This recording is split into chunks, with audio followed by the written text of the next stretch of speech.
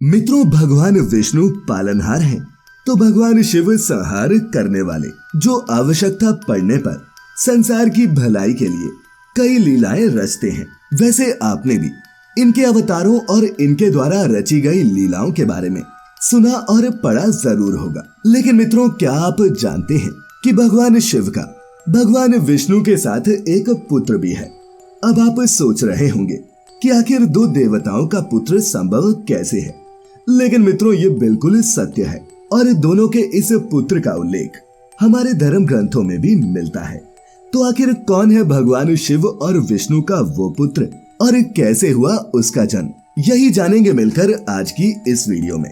तो मित्रों नमस्कार और स्वागत है आप सभी का द डिवाइन टेल्स पर एक बार फिर। सबसे पहले तो ये बता दूं कि भगवान शिव और भगवान विष्णु के उस पुत्र का नाम अयप्पा है, जिसका प्रसिद्ध मंदिर केरल में है, जिसे हम सभी सबरीमाला मंदिर के नाम से जानते हैं। दरअसल अयप्पा भगवान विष्णु की अवतार अप्सरा मोहिनी और भगवान शिव के पुत्र थे, जिनका जन्म एक खास उद्देश्य से हुआ था। भगवान अयप्पा को हरिहर पुत्र के नाम से भी जाना जाता है और पुराणों के अनुसार ये शास्ता के अवतार थे। हिंदू धर्म ग्रंथों में मिलने वाली एक पौराणिक कथा के अनुसार समुद्र मंथन से निकले अमृत को लेकर जब दैत्य और देवताओं के बीच झगड़ा हो रहा था, तब भगवान विष्णु ने मोहिनी का रूप धरा था। मित्रों, कहा जाता है कि भगवान हरि का ये अप्सरा अवतार इतना मनमोहक था कि जो भी उन्हें इस रूप में देख लेता वो उनकी तरफ मोहित हुए बिना नहीं रह पाता, और इसी कारण उनका नाम मोहिनी पड़ा। भगवान विष्णु का ये रूप देखकर दैत्य भी खुद को उन पर मोहित होने से नहीं रोक सके और फिर मोहिनी ने छल से देवताओं को अमृत पान करवा दिया। मित्रों, श्रीहरि के मोहिनी रूप का जिक्र सिर्फ समुद्र मंथन की कथा तक ही सीमित नहीं है, बल्कि इसके आगे एक और कथा है जो बताती है कि उन्होंने भगवान शिव के पुत्र को जन्म क्यों दिया। तो मित्रों, एक दूसरी पौराणिक कथा के अनुसार महिषासुर नामक एक राक्षस धरती पर राज करता था। उसे अपनी अपार शक्तियों पर इतना अहंकार था कि वो आम लोगों, ऋषि मुनियों पर अत्याचार करता।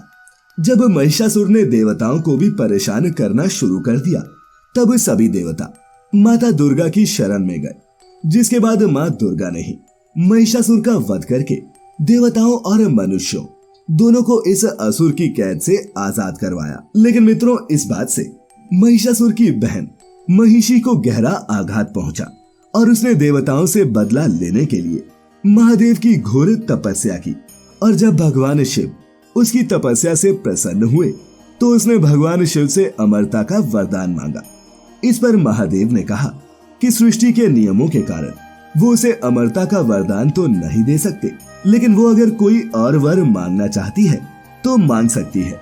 इस पर महिषी ने बीच का रास्ता निकाला और भोलेनाथ से कहा, हे भगवान, मैं चाहती हूँ कि मेरी मृत्यु सिर्फ आपके पुत्र के हाथों ही हो, लेकिन मुझे मारने वाला आपका वो पुत्र भगवान विष्णु का भी अंश होना चाहिए, अर्थात मैं आप दोनों की संतान के हाथों ही अपनी मृत्यु चाहती हूँ। दरअसल महिषी सोच रही थी कि महादेव और विष्णु की संतान होना तो असंभव है, ऐसे में उसे कोई मार नहीं सकेगा। लेकिन मित्रों, महिषी ये भूल गई कि जब हिरण्यकशिपु और महिषासुर जैसे राक्षसों का वध होना संभव है, तो फिर वो अमर कैसे हो सकती थी। महिषी को लगने लगा कि वो अब अमर हो चुकी है, जिसके बाद उसने देवताओं पर हमला करना शुरू कर दिया। सभी परेशान देवता इस बार भगवान विष्णु के पास पहुँचे और उन्हें पूरी बात बताई कि कैसे महिषी ने एक तरह से महादेव से अमरता का वरदान ले लिया है, क्योंकि महिषी ये जानती है कि भगवान शिव और विष्णु की संतान होना असंभव है। ये सुनते ही भगवान विष्णु मुस्कुराने लगे और फिर अपने मोहिनी रूप में आ गए। इसके बाद वो मोहिनी रूप में ही कैलाश पर्वत पर जा पहुँचे, जहाँ उन्होंने भगवान शिव के आगे प्रेम प्रस्ताव रखा। अब चूंकि शिव जी योगी थे और काम वासना कभी भी उनकी कमजोरियों में शामिल नहीं हुई, इसीलिए उन्होंने मोहिनी के साथ अपने मिलन के प्रस्ताव को अस्वीकार कर दिया। लेकिन मोहिनी के प्रेम की लाज भी रखी। दरअसल महादेव ने मोहिनी को अपना वीर्य दे दिया और इस तरह संबंध बनाए बिना ही शिव और मोहिनी का मिलन हुआ और वीर्य के प्रभाव से मोहिनी गर्भवती हुई और उसने एक पुत्र को जन्म दिया जिसे हम सभी अयप्पा के नाम से जानते हैं। हिंदू पुराणों में अयप्पा को हरिहर या फिर मणिकांता के नाम से भी जाना जाता है। और चूंकि अयप्पा शिव विष्णु दोनों की ही संतान है, इसीलिए उनमें दोनों देवताओं की शक्तियां समाहित थी। और आगे चलकर उन्होंने 12 साल की छोटी उम्र में ही महिषी का वध कर दिया।